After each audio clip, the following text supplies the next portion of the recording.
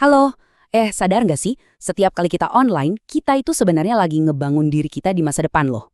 Nah, kali ini kita bakal ngulik gimana jejak digital yang kita tinggalin sekarang, itu nentuin kita bakal jadi siapa nanti. Oke, kita mulai dari pertanyaan yang penting banget nih. Coba deh, renungin sebentar. Kalau ada orang, misalnya calon bos kamu nanti, ngintip profil medsos kamu sekarang, kira-kira apa ya kesimpulan mereka tentang kamu? Ini bukan sekedar iseng loh. Ini tuh intinya identitas digital kita. Coba bayangin, setiap postingan, setiap komen, setiap interaksi kamu, itu kayak batu bata.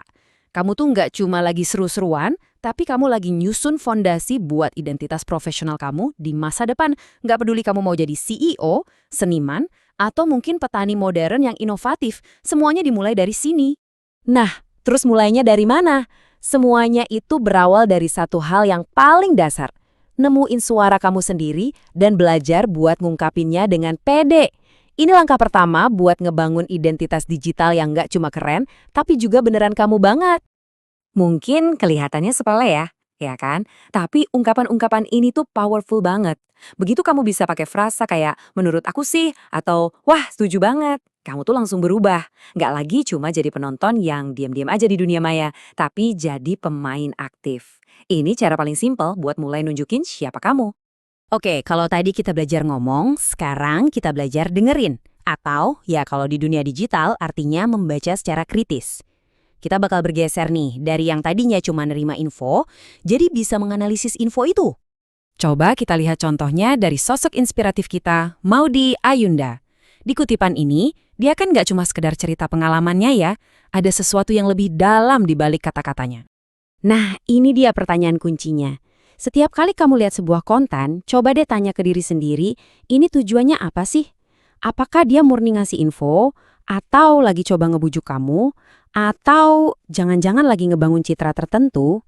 Menganalisis tujuan ini, itu inti dari membaca kritis. Umumnya sih tujuan penulis itu ya antara ini, ngebujuk, ngasih info, ngehibur, dan seterusnya. Ini kerangka dasar yang udah kita tahu lah ya. Tapi di dunia digital ada lapisannya lagi. Dan lapisan baru itu jauh lebih personal.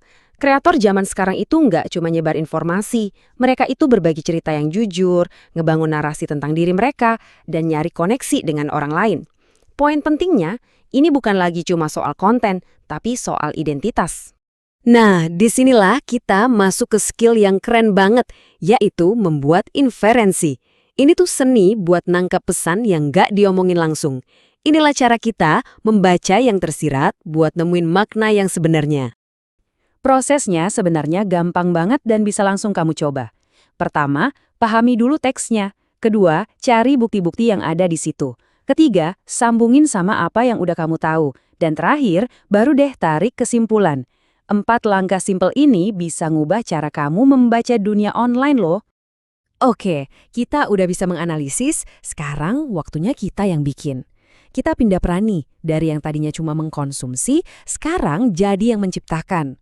Dan ini bukan soal postingan biasa, ini soal kekuatan buat merangkai cerita kamu sendiri. Nulis buat media sosial itu beda aturannya.